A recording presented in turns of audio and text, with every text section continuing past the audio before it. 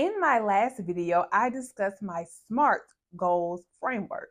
In this video, I'm sharing additional goal setting tips to help you win. My name is Jessica Greer, and I am your Kingdom Wellness Coach. I bring you wellness tips based on biblical knowledge and understanding so you can take your life to a higher ground. If you haven't subscribed to my channel yet, please click the subscribe button below so I can continue to bring you quality content every week. As a recap, SMART goals stands for identifying the social influences you desire to help you reach your goal, reflecting on previous mistake mountains that prevented you from reaching a goal, using authentic accountability from a trusted source along your journey, reminding yourself of the real reason you chose this goal, and completing a biblical test of truth for each goal to ensure it aligns with the Word of God. As we get a little deeper, here are some things to keep in mind. Tip number 1. They are your goals. You get to determine when they start, what defines success for you, and how you should prepare for the goal ahead.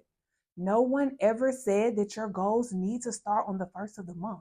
So decide what time frame is optimal for you and go with it. There are several areas of wellness that I'll go into more detail in another video about, but in general, they fall into the following categories: spiritual, mental, emotional, physical, occupational, intellectual, environmental, financial, and social. The only one that fully overlaps into every area is spiritual, because a Christian's spiritual beliefs inform every area of wellness. These account for 9 areas of wellness.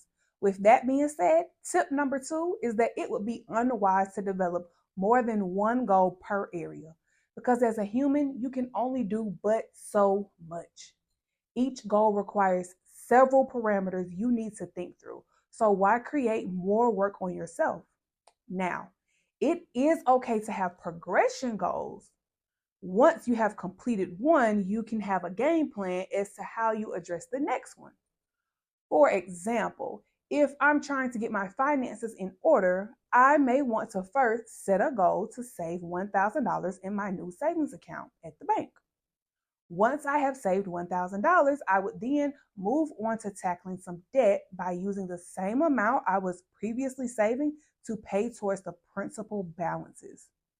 One goal at a time in each category.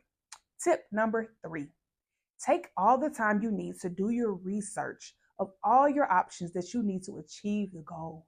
There is no need to rush to a decision only to find out later that you could have done it faster and better another way.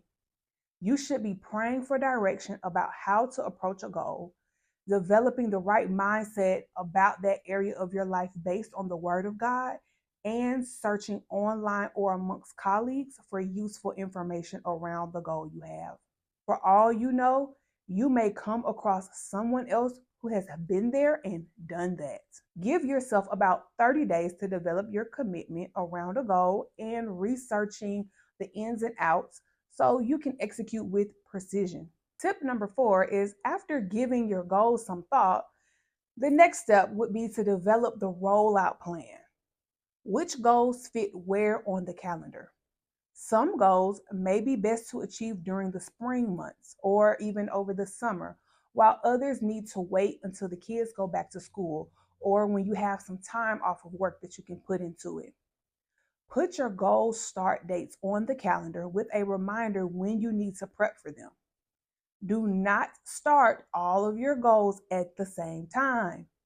If you give yourself space between each goal, you'll have the time you need to develop one as a habit before you add on another one. Also, no one said you needed to complete the goal within a 12-month calendar. So be patient and decide what you need and when. Mark it on a physical calendar or planner and get it done. Tip number 5 is to plan ahead for the next goal check-in.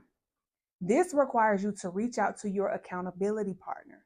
Let them know when you plan to start your goal and around what date you would like them to check in about it. This will hold you to the start date you committed to and put you on notice that someone will be checking in on your progress. Hopefully, this gives you some extrinsic motivation to keep moving towards your goal and to actually be honest about your journey. All 5 of these tips have been proven to take the pressure off of goal setting. It still requires work as you seek to improve yourself, but it lightens the load we unconsciously put on ourselves to achieve these goals.